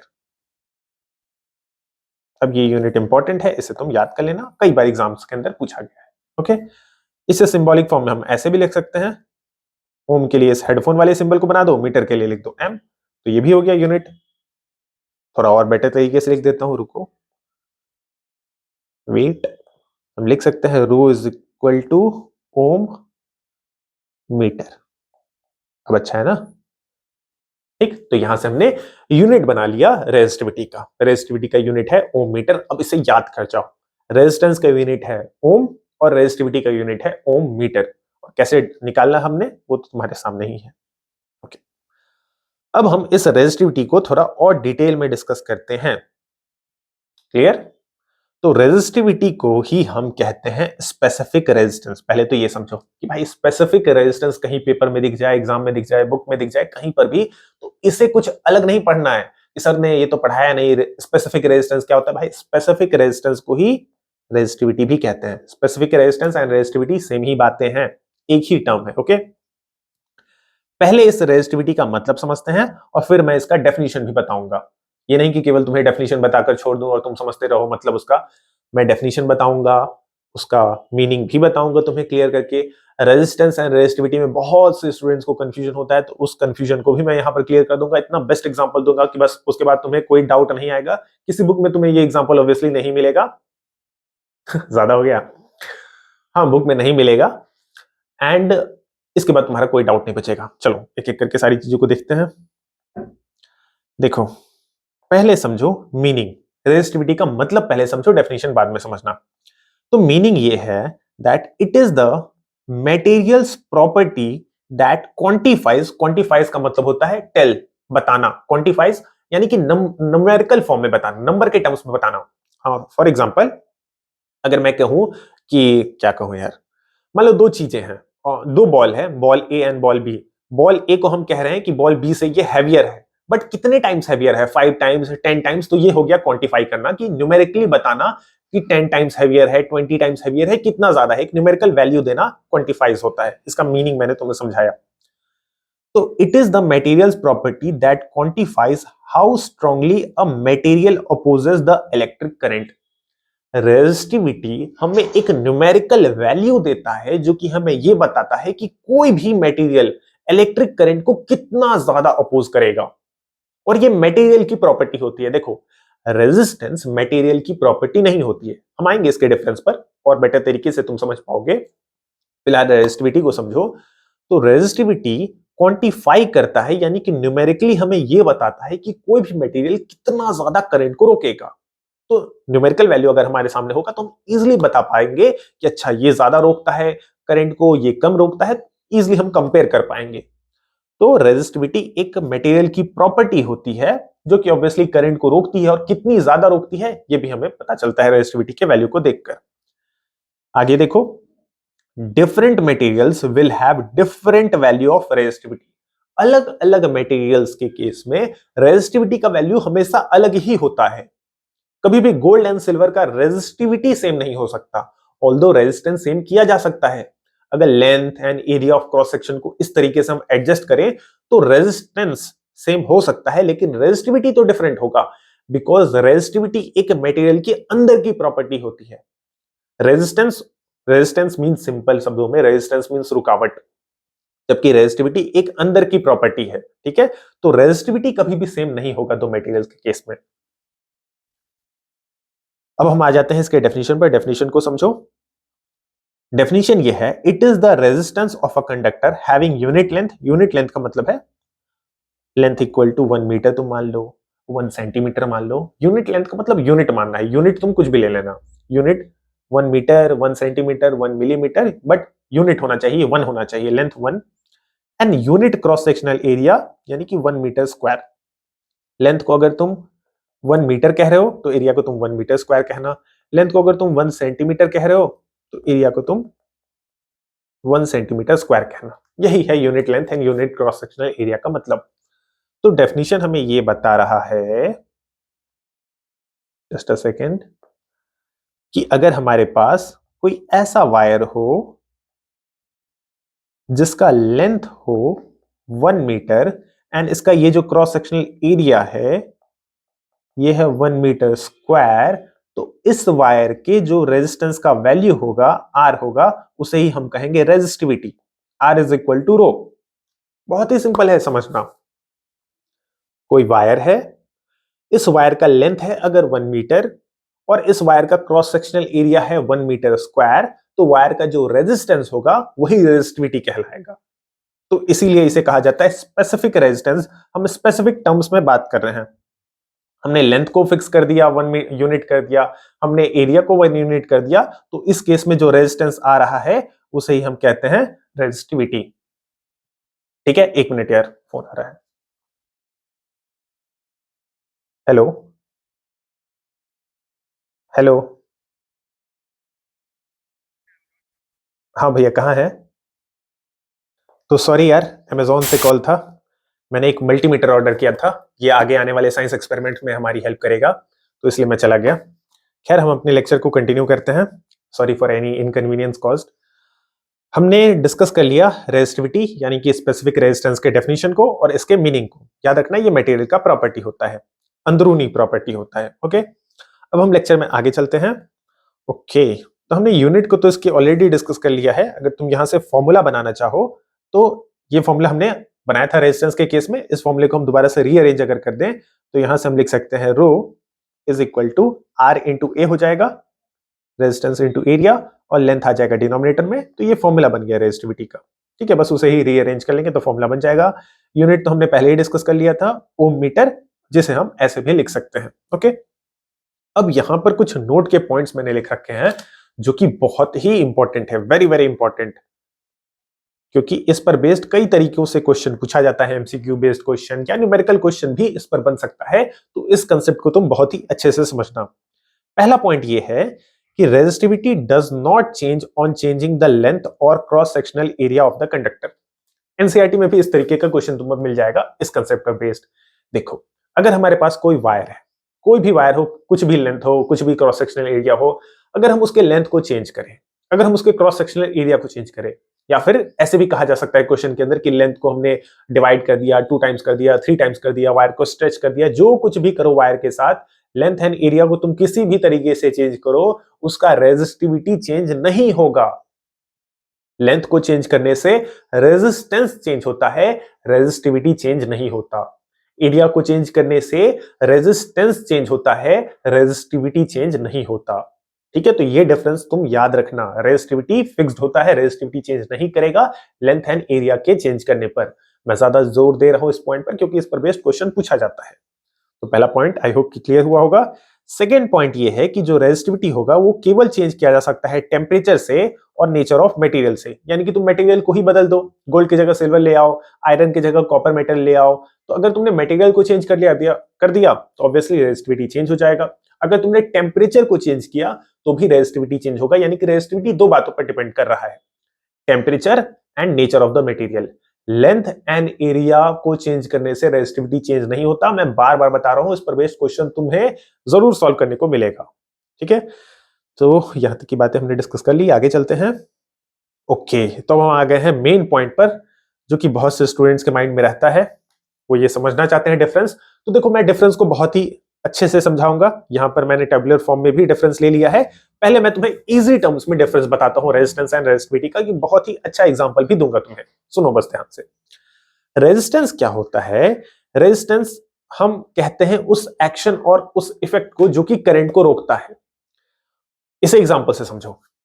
सपोज कि किसी बच्चे ने कोई बच्चा ऐसा है क्लास में जो कि बाकी बच्चों को परेशान करता है, किसी को गिरा देता है, धक्का देता है, तो ये उसका एक्शन है। एक्शन क्या है? कि वो बाकियों को परेशान कर रहा है, किसी को धक्का दे रहा है। ये हमने एक्शन देखा, ऑब्जर्व किया। और उस बच्चे का अगर मैं आपको ये भी बता दूं कि वो बच्चा अंदर से बदमाश है, वो शरारती है ही, उसी किस्म का, उसका नेचर ही ये है कि वो शरारत करेगा, वो बदमाशी करेगा, तो ये उसकी नेचर हो गई। धक्का तो कोई भी किसी को दे सकता है, बट क्या ये उसका नेचर है? ये बात है रेजिस्टिविटी। नेचर क्या है मटेरियल का? ये है रेजिस्टिविटी। और वो क्या एक्शन दिखा रहा है? ये है रेजिस्टेंस। तो रेजिस्टेंस एक एक्शन है, रुकावट, रोकने की क्षमता सब में है, सारे मटेरियल्स रोकते हैं चीजों को। रेजिस्टिविटी क्या होता है? कि वो वैल्यू कितना है उसके अंदर।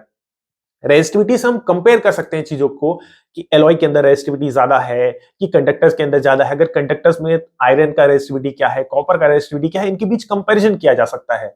जबकि रेजिस्टेंस से हम कंपैरिजन नहीं कर सकते किसी मटेरियल के बीच की, अच्छा चलो ये अच्छा कंडक्टर होगा, ये खराब कंडक्टर होगा।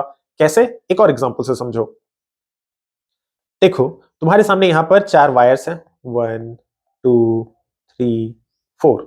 और तुम मान लो ये अलग अलग मटेरियल के बने हैं, कोई कॉपर का है, कोई एल्युमिनियम का वायर है, कोई आयरन का है, कोई सिल्वर का है। और ये रहा तुम्हारा घर, प्यारा सा, होम स्वीट होम। इस घर के लिए तुम सेलेक्ट करने जा रहे हो वायर को। डोमेस्टिक वायरिंग के लिए तुम वायर सेलेक्ट करने गए शॉप में। अब तुम्हारे सामने 4 अलग अलग मटेरियल्स हैं, तो तुम किस बेसिस पर वायर्स को सेलेक्ट करोगे? रेजिस्टेंस चेक करोगे या रेजिस्टिविटी को चेक करोगे? हम मान लेते हैं कि हम अगर रेजिस्टेंस देखना चाहें इन वायर्स का, तो अगर हम सपोज कि मान लेते हैं कि वायर ए का रेजिस्टेंस कम है या वायर बी का रेजिस्टेंस कम है, अगर हम रेजिस्टेंस को देखें तो यार रेजिस्टेंस तो चेंज हो जाएगा ना। अगर हम लंबा वायर लेकर आएंगे तो रेजिस्टेंस कुछ और होगा, छोटा वायर लेकर आएंगे तो रेजिस्टेंस कुछ और हो जाएगा। सोच कर देखो, सेम वायर, वायर ए का ही, वायर 1 को ही अगर हम वायर 1 का छोटा पार्ट लेकर आए तो उसका रेजिस्टेंस अलग होगा।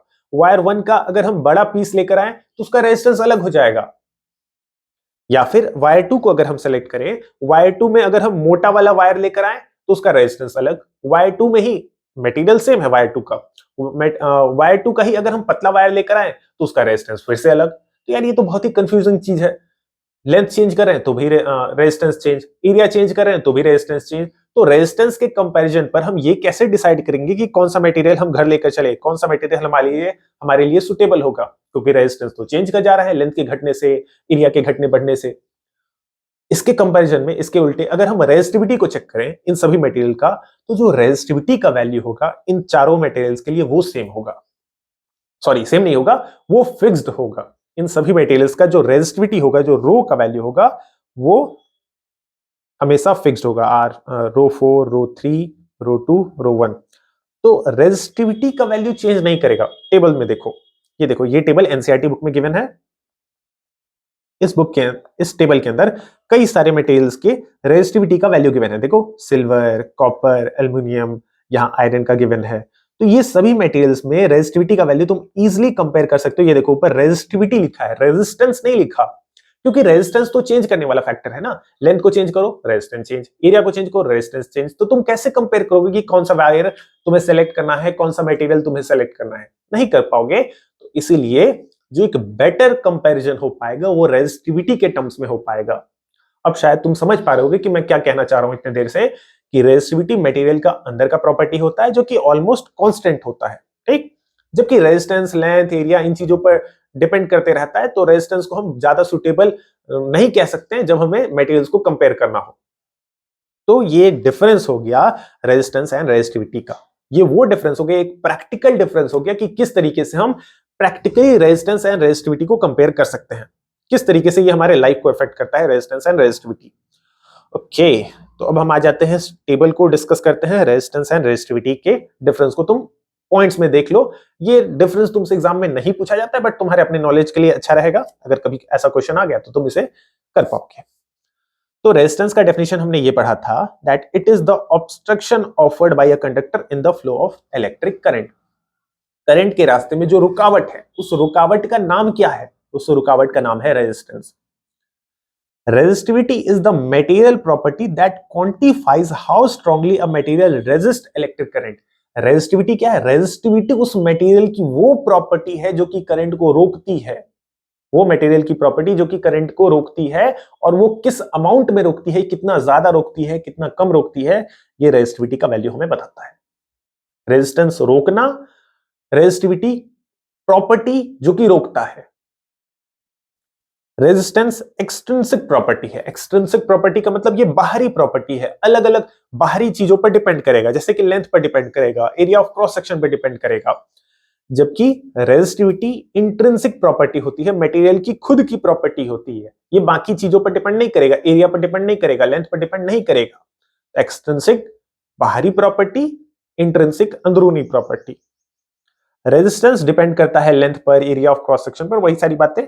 जबकि रेजिस्टिविटी डिपेंड नहीं करेगा, लेंथ को तुम घटाओ बढ़ाओ, एरिया ऑफ क्रॉस सेक्शन को घटाओ बढ़ाओ, रेजिस्टिविटी फिक्स रहेगा। ओके, रेजिस्टेंस का यूनिट जानते हो, ओम, ओमेगा सिंबल है। रेजिस्टिविटी का यूनिट है ओम मीटर, जिसे हम ऐसे भी लिख सकते हैं ओमेगा मीटर। आई होप कि यहां तक की बातें तुम्हें समझ में आई होंगी। रेजिस्टेंस एंड रेजिस्टिविटी का कंसेप्ट तुम्हें क्लियर हुआ होगा। फिर भी कोई डाउट रह गया हो मन में तो तुम कमेंट में पूछ ही सकते हो, मैं आंसर कर दूंगा तुम्हें। अब हम इस टॉपिक पर बेस्ड कुछ न्यूमेरिकल क्वेश्चंस की प्रैक्टिस कर लेते हैं। तो हम स्टार्ट करते हैं क्वेश्चन नंबर 1 से। Question says that a wire of given material having length L and area of cross section A has a resistance of 4 ohm. कोई एक वायर होगा जिसका लेंथ L गिवन है, area of cross section A given है, और इस wire का resistance given है 4 ohms. What would be the resistance of another wire of the same material? यहां ध्यान देना, लिखा है क्वेश्चन में कि सेम मटेरियल का है दूसरा वाला वायर। जब मटेरियल सेम होता है तो रेजिस्टिविटी सेम हो जाएगा। Okay, having length L/2 and area of cross section 2A। तो हमसे सेकंड वायर का रेजिस्टेंस पूछा गया है। ओके, हम इसे सॉल्व करते हैं। दो वायर्स हमारे पास, तो हम दो केसेस बना लेते हैं, wire A and wire B। हम दोनों वायर को A एंड B नाम दे देते हैं। वायर A के लिए लेंथ गिवन था L, area of cross section था A, एंड रेजिस्टेंस R की वैल्यू हमें गिवन थी, इसे हम RA कह देते हैं। Resistance of wire A given है 4 ओम्स। वायर बी के लिए लेंथ गिवन है L/2, area of cross section है 2A, एंड हमसे RB का वैल्यू पूछा गया है, यानी कि रेजिस्टेंस ऑफ वायर बी पूछा गया है। ओके, एंड रो का वैल्यू हम दोनों केसेस में सेम मानेंगे, बिकॉज दोनों सेम मटेरियल के बने हैं, और जब कोई सेम मटेरियल का वायर होगा तो उस केस में रेजिस्टिविटी का वैल्यू सेम होगा। तो रो का वैल्यू हमने सेम मान लिया। ओके, हम ये जानते हैं कि रेजिस्टेंस के लिए फॉर्मूला होता है R equal to row L/A। अभी जस्ट हमने इस फॉर्मूले को सीखा था। अब इसी फॉर्मूले की हेल्प से हम RB का वैल्यू फाइंड कर देंगे, resistance of second wire find कर देंगे। कैसे, देखिए। तो हम पहले वाले वायर के लिए लिख सकते हैं resistance of A is equal to rho L का वैल्यू L है, A का वैल्यू A ही गिवन है, और इस पूरे का वैल्यू भी हमें क्वेश्चन में गिवन है 4 ओम्स। देखो आप, ये 4 ओम रेजिस्टेंस ऑफ वायर ए हमें ऑलरेडी गिवन था, तो बस मैंने इसको इक्वल लिख दिया, resistance equal to 4 ohm. Wire B के लिए रेजिस्टेंस अगर हम लिखें तो हम दोबारा से इस फॉर्मूले का यूज करेंगे। हम लिखेंगे रो एल के जगह हम एल का वैल्यू पुट करेंगे, एल का वैल्यू है L/2, एंड ए का वैल्यू भी हम पुट कर देंगे 1/2A। देखिए, area of cross section 2A given है। ओके, हम इसे थोड़ा सा सिंप्लीफाई कर लेते हैं। 2 and 2 मल्टीप्लाई होकर हो जाएगा 1/4, इसे आगे लिख लो, और बाकी बच गया रो L/A। अब तुम यहां पर देख सकते हो कि ये जो रो L/A है, ये यही तो टर्म है रेजिस्टेंस A के लिए। रेजिस्टेंस A के अंदर भी ये पूरा का पूरा टर्म सेम ही आ रहा है, यानी कि इस पूरे का वैल्यू हम लिख सकते हैं 4 ओम्स। तो ये हो जाएगा 1/4 into 4, that is equal to 1 ohm. ये हमारा आंसर हो गया। ठीक, इसे समझ पाए? हमने इस पूरे की जगह रो L/A की जगह 4 ओम्स लिख लिया, बिकॉज फर्स्ट इक्वेशन से हमें ये पता चल रहा था। अगर चाहो तो इसे इक्वेशन 1 मार्क कर दो, फ्रॉम इक्वेशन 1 हमने ऐसा कर लिया। ओके, तो आंसर आ गया 1 ओम। चलते हैं सेकंड क्वेश्चन पर, रीड करते हैं सेकंड क्वेश्चन को। Question says that two copper wires A and B of length 40 metre and 10 metre. तो अगेन हमारे सामने दो वायर्स हैं, तो हम दो कॉलम्स बना लेते हैं। This is wire A and this is wire B. Okay, और दोनों ही जो वायर्स हैं वो कॉपर के ही बने हैं, यानी कि दोनों का रेजिस्टिविटी सेम होगा, रो का वैल्यू सेम होगा, तो इसे हम पहले लिख देते हैं rho and rho. Resistivity same, material same है तो रेजिस्टिविटी सेम। वायर ए का लेंथ हमें गिवन है L1, हम कह देते हैं इसे 40 मीटर्स। वायर बी का लेंथ हमें गिवन है 10 metres. Okay, for wire A radius हमें गिवन है R1 is equal to 5 centimetre and wire B के लिए R2 यानी कि रेडियस 2 गिवन है 1 सेंटीमीटर। अब यहां पर एक बहुत ही इंपॉर्टेंट बात देखो, लेंथ हमें एसआई यूनिट के टर्म्स में गिवन है, मीटर के टर्म्स में, बट रेडियस हमें मीटर में ना गिवन होकर सेंटीमीटर में गिवन है। यहां से तुम ये देख लो कि कभी भी ऐसा कोई क्वेश्चन आए, न्यूमेरिकल क्वेश्चन आए तुम्हारे सामने, तो सबसे पहले तो तुम यूनिट्स को चेक कर लेना कि सारे के सारे जो फिजिकल क्वांटिटीज हैं उस क्वेश्चन के अंदर, वो सभी के सभी क्वांटिटीज अपने एसआई यूनिट में होने चाहिए। लेंथ मीटर में होना चाहिए, अगर कहीं पर मास है तो केजी में होना चाहिए, लाइक दैट। ओके, तो पहले तो हम रेडियस को चेंज कर देते हैं, तो ये तुम पहले ही चेक कर लिया करना। रेडियस को हम चेंज कर देते हैं मीटर्स में। मीटर में चेंज करने के लिए हमें 100 से डिवाइड करना होगा, तो हमने मल्टीप्लाई कर दिया 10 टू द पावर -2, ये हो गया मीटर। रेडियस 2 को हम लिखेंगे 1 into 10 to the power -2 metre.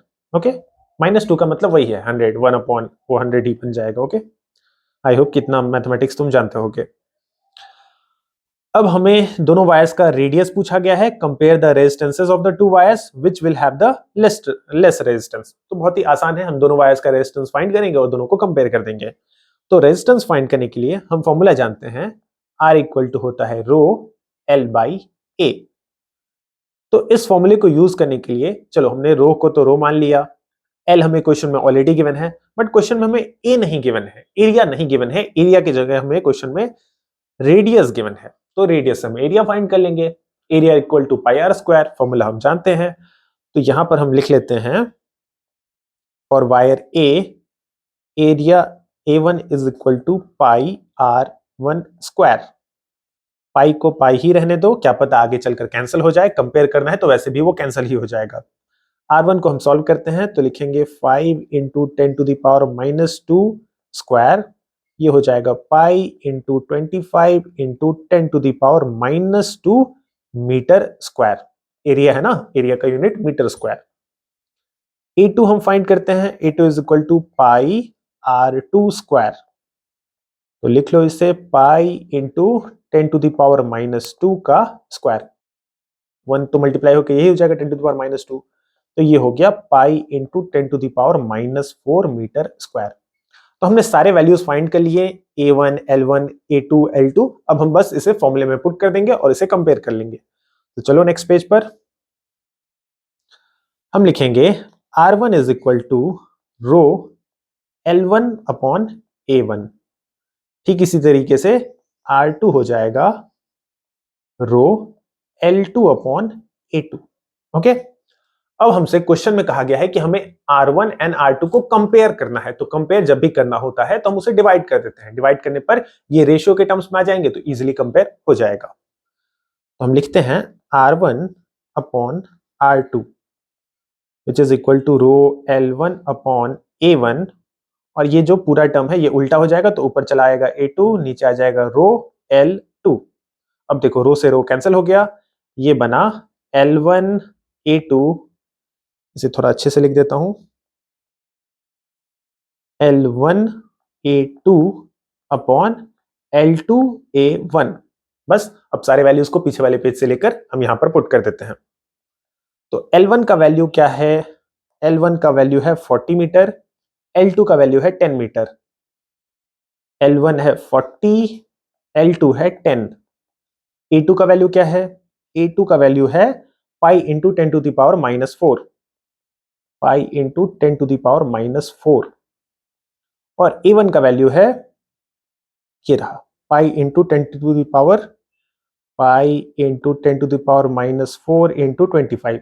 Okay, चलो इसे सॉल्व करते हैं कट्टम कुट्टा। ये पाई से pi cancel, 10 to the power -4 cancel, 0 से 0 कैंसिल, तो ये बचा हमारे पास 4 अपॉन 25, यानी कि R1 by R2 is equal to 4 upon 25। तो यहां से तुम इजिली कंपेयर कर लो, देखो R1 R2, यहां से हम बता सकते हैं that R1 is less than R2। ठीक, रेशियो तुम्हारे सामने है, इजिली कंपेयर कर लो। ओके, तो ये क्वेश्चन भी इसके साथ सॉल्व हो गया। हम बढ़ते हैं थर्ड क्वेश्चन पर। ओके, ये एक assertion and reason type question है, एंड ध्यान दो ये सीबीएसई 2020 का क्वेश्चन है, यानी कि एक प्रीवियस ईयर क्वेश्चन है। असर्शन में हमारे सामने गिवन है the metals and alloys have good conductors of electricity. चलो इसे डिस्कस करते हैं। तो ये बात तो सही है, जितने भी मेटल्स होते हैं एंड जितने भी एलॉय होते हैं, एलॉय का मतलब तुम समझते होगे आई थिंक। एलॉय दो मेटल्स को मिलाकर या फिर एक मेटल और एक नॉन मेटल को मिलाकर बनाया जाता है। और ये जो एलॉय होते हैं इनके अंदर मेटल की प्रॉपर्टी बची होती है। ऐसा नहीं होता है कि मेटल का प्रॉपर्टी ये लॉस कर देते हैं। तो अगर मेटल का प्रॉपर्टी है तो ये इलेक्ट्रिसिटी को कंडक्ट कर पाते हैं। तो ये बात बिल्कुल सही है, मेटल्स एंड एलॉय जो होते हैं they are good conductor of electricity. Point A correct है, असर्शन करेक्ट है। रीजन को रीड करते हैं। ब्रॉन्ज इज एन एलॉय, हाँ हम जानते हैं ब्रॉन्ज एक एलॉय होता है, कॉपर एंड टिन से बना होता है, and it is not a good conductor of electricity. ये बात तो गलत हो गई, क्योंकि अभी जस्ट हमने सीखा कि मेटल एंड एलॉय जो होते हैं वो गुड कंडक्टर होते हैं इलेक्ट्रिसिटी के, और नीचे लिखा है नॉट अ गुड कंडक्टर, तो नीचे वाला पॉइंट तो गलत हो गया। तो इसलिए इसका आंसर हो जाएगा assertion is true but reason is false, option number C. ठीक, ऑप्शन सी कैसे हुआ वो मैंने तुम्हें एक्सप्लेन कर दिया। अब इसी पर बेस्ड एनसीईआरटी में भी एक इंफॉर्मेशन गिवन है, चलो इसे रीड कर लेते हैं। ये पॉइंट एनसीईआरटी में भी मेंशन्ड है, देखो क्या लिखा है यहां। The metals and alloy have low resistivity in the range 10 to the power -8 से लेकर 10 to the power -6 ohm metre. अच्छा, इस वैल्यू को तो तुम याद कर लेना। वैल्यू क्या है, मेटल एंड एलॉय के केस में रेजिस्टिविटी का रेंज हमें गिवन है। रेंज क्या है, 10 टू द पावर -8 से लेकर 10 to the power -6 ohm metre. Ohm metre, ये रेजिस्टिविटी का रेंज तुम याद रखो, एमसीक्यूज वगैरह में हेल्प कर सकता है। और यहां पर एक लाइन ये भी गिवन है, they are good conductor of electricity. तो एनसीईआरटी के according they are good conductor of electricity. वैसे अगर तुम कंपेयर करना चाहो तो मेटल ज्यादा अच्छे कंडक्टर्स होते हैं, और एलॉय जो होते हैं उनसे थोड़े से अच्छे कंडक्टर नहीं होते। उनके कंपैरिजन में एलॉय की कंडक्टिविटी कम होती है, एलॉय की रेजिस्टिविटी ज्यादा होती है, इसलिए कंडक्टिविटी कम होती है। बट हम on a general note, metals और एलॉय जो होते हैं they are good conductor of electricity, जिस कारण हमने पिछले वाले असर्शन रीजन को सॉल्व किया। इसी फैक्ट को ध्यान में रखते हुए आगे गिवन है, insulators like rubber and glass have resistivity of the order 10 to the power 12 to 10 to the power 17 ohm metre. तो इंसुलेटर्स के लिए याद रखो ये रेंज, इंसुलेटर्स के लिए रेंज गिवन है 10 टू द पावर 12 से लेकर 10 to the power 17 ohm metre. ये रेजिस्टिविटी का रेंज गिवन है इन केस ऑफ इंसुलेटर्स, जैसे कि रबर एंड ग्लास। ओके, तो इस रेंज को भी तुम याद रखना, इसी के बिहाफ पर हमने पिछले वाले क्वेश्चन को सॉल्व किया। अब बढ़ते हैं अपने नेक्स्ट क्वेश्चन पर। This is question number 4। Question says that the specific resistance of the wire is 44 into 10 to the power -8 ohm metre, यानी कि रो का वैल्यू हमें गिवन है 44 into 10 to the power -8 ohm metre. If the resistance of the wire is 14 ohm, R भी हमें given है 14 ohm, and its diameter is 1 millimeter, तो diameter हमें given है 1 millimeter. Okay. Calculate the length of the wire, हमसे length पूछा गया है वायर का। लेंथ तो हम इजिली कैलकुलेट कर देंगे, बट यहां पर भी ध्यान दो, ये जो डायमीटर है ये हमें एसआई यूनिट में नहीं गिवन है। तो पहले तो हम इसे एसआई यूनिट में, जैसे ही तुम देखो कि वो फिजिकल क्वांटिटी एसआई यूनिट में नहीं है, पहले तो उसे ही चेंज कर दो। तो हम पहले इसे ही चेंज कर देते हैं। इसे मीटर में चेंज करने के लिए 1000 से डिवाइड करना होगा, तो ये हो जाएगा 10 to the power -3 metre. Okay, millimetre को मीटर में चेंज करने के लिए 1000 से डिवाइड करना होता है। अब लेंथ फाइंड करने के लिए हम फॉर्मूला यूज कर सकते हैं रेजिस्टेंस वाला, resistance equal to rho L upon A. इस फॉर्मूले से हम लेंथ को कैलकुलेट कर लेंगे, लेकिन लेंथ कैलकुलेट करने के लिए इस फॉर्मूले में हमें ए की जरूरत होगी, जो कि क्वेश्चन में गिवन नहीं है। क्वेश्चन में एरिया ना देकर क्वेश्चन में हमें डायमीटर दे दिया गया वायर का। कोई बात नहीं, हम इतना मैथमेटिक्स जानते हैं, हम डायमीटर से एरिया फाइंड कर देंगे। कैसे देखो जरा, we know that area equal to pi R square, okay, and R को हम लिख सकते हैं पाई डी बाई 2 का स्क्वायर हो जाएगा, रेडियस डायमीटर का हाफ होता है। ओके चलो वैल्यूज पुट करो, पाई को पाई ही रहने दो, आगे हम देख लेंगे फाइनल, लास्ट टाइम हम देखेंगे क्वेश्चन के लास्ट में पाई की वैल्यू पुट करके आंसर फाइंड कर लेंगे। डायमीटर का वैल्यू है 10 टू द पावर -3 अपॉन में रहेगा 2 और ऊपर है स्क्वायर, इसे थोड़ा सा और सॉल्व कर लो, पाई 2 का स्क्वायर हो जाएगा 4 और ये हो गया 10 टू द पावर -6, एरिया का यूनिट होता है मीटर स्क्वायर। क्लियर यहां तक की बात है? चलो नेक्स्ट पेज पर अब इसे सॉल्व कर लेते हैं। तो R equal to rho L upon A, और यहां से हम L को लिख सकते हैं बिकॉज हमें L फाइंड करना है, L is equal to R into A upon rho. Okay चलो अब L को फाइंड करते हैं। L is equal to R की वैल्यू है 14, क्वेश्चन में गिवन है। A का वैल्यू हम लिख लेंगे पीछे से, A का ये रहा value pi by 4 into 10 to the power -6, pi by 4 10 to the power -6, और रेजिस्टिविटी का वैल्यू क्या गिवन है, it is 44 into 10 to the power -8, 44 into 10 to the power -8। चलो इसे जल्दी से सॉल्व करते हैं। देखो अच्छा, हम अगर चाहें तो पाई का वैल्यू भी अब पुट कर सकते हैं, एक स्टेप और चलते हैं आगे फिर सॉल्व करेंगे। 14 बाई 44, अच्छा इसे सॉल्व कर लेते हैं 10 टू द पावर -8 को एंड 10 टू द पावर -6 को, नीचे है -8 ऊपर आएगा तो +8 हो जाएगा, +8 एंड -6 बचेगा +2। पाई का वैल्यू होता है 22/7, 1/4 को एज इट इज छोड़ दो और ये सॉल्व होकर हो गया 10 टू द पावर 2। ओके 7 से देखो 14 गया 2 टाइम्स में, ये 2 से 2 गया नीचे बचा 2, 11 2 ज़ा 22, 11 4 ज़ा 44, ये 2 आपस में भी कैंसिल हो गया। तो फाइनली हमारे पास क्या बचा, हमारे पास बचा ऊपर 10 टू द पावर 2 और नीचे बचा 4, यानी कि 100/4, जिसे फर्दर सॉल्व करने पर आएगा 25 मीटर। यही हमारा आंसर हो गया। ठीक है, तो हमने कुछ क्वेश्चंस की प्रैक्टिस कर ली इस टॉपिक पर बेस्ड, बाकी मैं इस चैप्टर में न्यूमेरिकल क्वेश्चंस के लिए अलग से भी वीडियोस लाऊंगा, अलग से तुम्हारा जो भी डिमांड हो तुम बता देना, जिस टॉपिक पर तुम्हें ज्यादा क्वेश्चन चाहिए मैं उसे ज्यादा कवर कर लूंगा। तो इस लेक्चर में फिलहाल इतना ही, महादेव।